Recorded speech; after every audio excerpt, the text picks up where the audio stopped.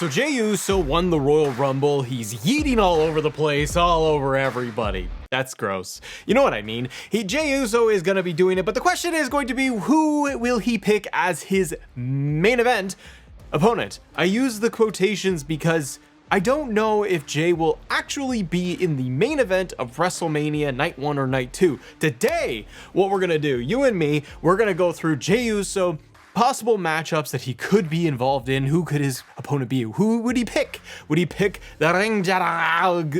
That hurt. The ring general, Gunther, or Cody effing Rhodes. There are some possibilities here, some outcomes, and some things along the way that could just change. So let's talk about if Jey picks Gunther.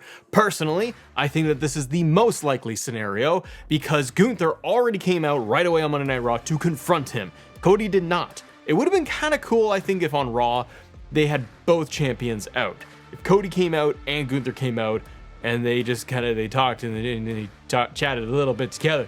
It'd be cool if they just kind of came out and they chatted a little bit, all three of them. But I know that WWE, they want to extend these things like they've done with Charlotte, visit every brand, knock on the door, say hello, and then make a decision. Jey versus Gunther has the baked-in story, right? Jey has fought Gunther many times now and has lost every time. And the Saturday Night's main event match was, I think, Jey's best performance against Gunther, and Gunther's comments on Raw of like, "Hey Jey, you're not on my level again, and I beat you. If you pick me, I'm gonna just beat you to the ground."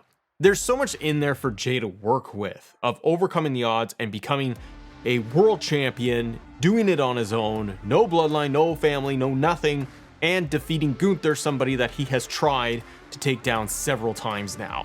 But the thing with Gunther versus Jey, I don't see it main eventing Night 1 or Night 2, and I could be way wrong. I'm not hating the yeet and all of that. It's just, I think that there's too many other matches that could take that spot or both of those spots, men's and women's side. And I kind of feel, part of me feels that Jey winning the Rumble, that's why. Like, Jey winning the Rumble was a great surprise. It was a top moment. The crowd loves Jey. But I kind of see WWE picking Jey knowing we're not going to put him in a main event. But again, I just could be wrong on this thing. And not main eventing literally being the last match on the card at Mania isn't always like, it's not the worst thing in the world. And we've already seen this last year. Drew McIntyre versus Seth Rollins, world title. It was opening match for Night 2. And then Seth had the tag match on Night 1. And there's shenanigans at the world title match and open the show. And it was a lot of fun. It doesn't necessarily really matter. You know what I mean? It's about, okay, can they create a great story to get to that match so that fans think it's memorable? And then it's just, you just remember it. It doesn't matter that, oh, it wasn't the last match on the card, but it does say something when it isn't positioned as last match. It's mid-card match. It's like Kofi Mania. Kofi Kingston versus Daniel Bryan was an amazing story, and Kofi's rise to getting the championship, it was awesome. The build was awesome. You had Kofi going through gauntlet matches and all that stuff. It was a mid-card match for the title. That should have been a main event. I think if Jey does pick Gunther, and it is my main pick, is that he will go that direction, you really need to get Jey serious, more aggressive, and trying to one-up Gunther along the way. But you also get the benefit of building Gunther up for the next couple of months to that dominant world champion level like he was. Because the problem I have with Gunther and the world title at this moment is how deflated it all is and how it's been brought down so many pegs with Gunther. And it's not Gunther's fault, it's just that they don't write it and they don't main event the title at any PLE.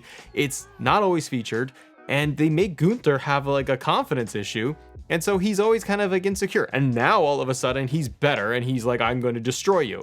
So I look forward to a Gunther Jey match because I'm going to see lots of chops. That's what I want to just see from Gunther, just dumbing fools. Now at the end of that, if we do get Gunther versus Jey, totally see Jey winning the title. To get that moment, to get that crowd reaction, to be able to see Jey Uso yeeting all over people with his title belt.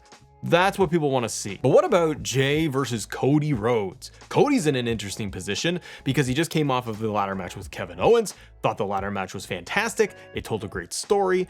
Kevin Owens is off with Sami Zayn now, and he's very bitter, and he's written Sami Zayn off TV. And Cody is like, he's flaunting, he's peacocking around Kevin Owens, showing like more dominance, a little bit of a Homelander look. I like it. I don't see Cody going heel regardless of who his opponent is for Mania. But I can see Cody getting more aggressive, getting a little bit more burnt out, you know, trying to overcome the odds, and things being a little more difficult for him because he's gone through the ringer for a full year. Jey choosing Cody, that story does work. You have the history of the bloodline. You have Jey Uso and Cody Rhodes being tag team champions together. Remember the press conference? They were all libacious. That was fantastic. That was awesome. So we could see stuff where it's a little bit more of a friendly rivalry and then turns a little more serious towards the end as they get to the main event match. And you know what? Cody versus Jey, that is a main event night 1 and certainly night 2 because of Cody. You could bring in a lot of elements too if you do Jey versus Cody, bloodline like we mentioned. You could bring in Jimmy. You could bring in the rest of the bloodline that's falling apart and have them target Jey and Cody. Roman Reigns could have interactions with Jey Uso and Cody Rhodes. So you could have a lot of surrounding elements to make it a very compelling story. And Cody ultimately maybe even saying to Jey, like, you know, you're my guy, you're my brother, but you're not on my level, and I'm not gonna let you win. And then, I mean, do you think you'd get Jey winning Cody's title? Not really, but they could. Jey is extremely over, extremely popular. You could have Jey run with either belt for a couple of months and change it up. But what about at the Chamber? So Jey is gonna be in limbo for a bit and deciding who he's going to face. But what about the results of the Elimination Chamber? My prediction is John Cena wins the Elimination Chamber, and there'd be like other people like Punk, we know is going to be in there. You have Cena, you might have Logan Paul, you might have Drew McIntyre, Roman Reigns could be in there, Seth Rollins. There's a lot of giant main event names in that chamber. If Cena comes out of the chamber and wins, I certainly believe he would go after Cody's title. What if you made it more interesting and you did a triple threat and it would be Cena versus Jey versus Cody? Is it likely? I find that the least likely scenario because you just want that one-on-one match for Cena and Cody, but you add in the X factor of Jey Uso and you could have Jey win in that match, kind of like the Royal Rumble, because nobody really expected it, and he could pin John Cena in the match. Protects Cody Rhodes, and then Cena has to build himself back up to try and get the victory and get the title. It also calls back to the Royal Rumble because Cena got eliminated by Jey Uso. So putting them all in a three-way, you have a lot of different combustible elements in there.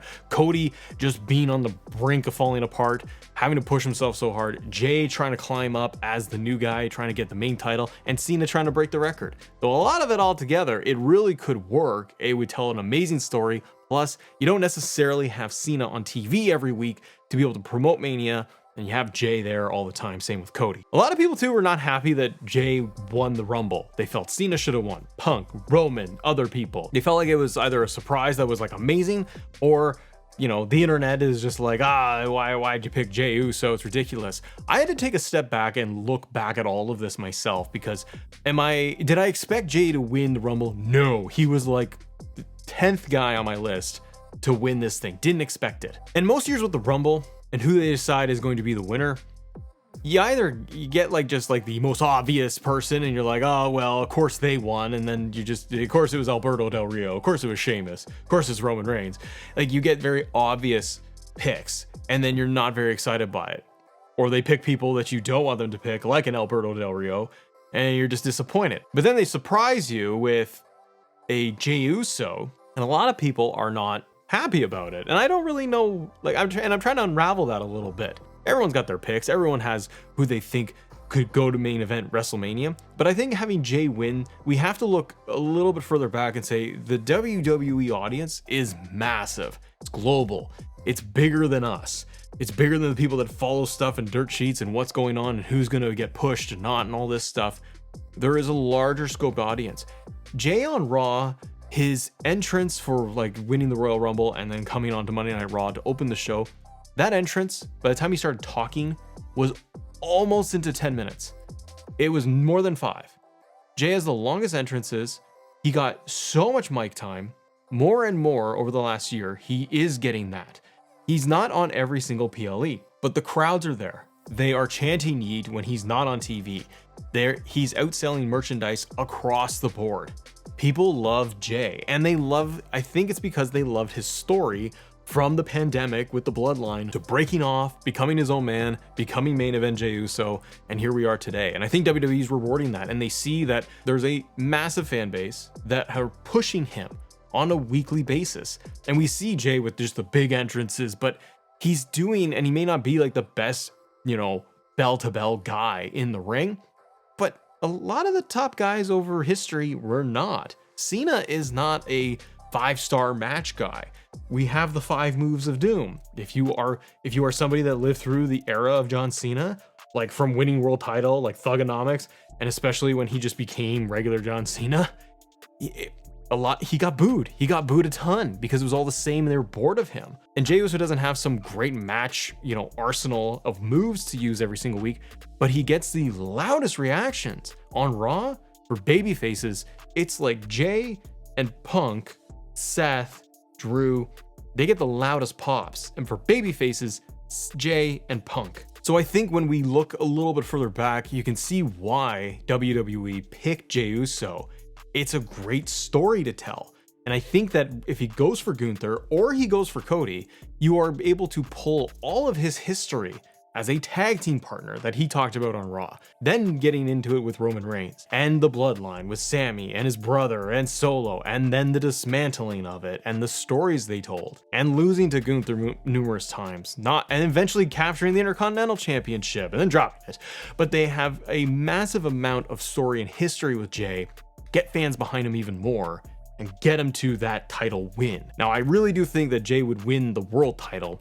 What he would do after WrestleMania, it could be similar to the Intercontinental Championship. If you put Jey with the world title, I think it does elevate the title. I think it will do way more for it as long as they have Jey main event shows with the world title, doing lots of hand motions. But you need Jey with the world title to main event some PLEs. That gives it more credibility and it tells the audience, hey, this title, this guy, they matter a lot. We're putting them at the top. And then you can have rematches with Gunther. And then you can have new matches with like a Bronson Reed, or you can have matches with Drew. Drew goes back to Raw then maybe next year. But Seth, he can have huge matches, different superstars. What do you think the path for Jey Uso is going into WrestleMania? Gunther, Cody, and what do you think is going to happen? You guys want to talk more, maybe about Elimination Chamber and the picks for all of that? A little early predictions? Click this video right here and have a great day. See ya.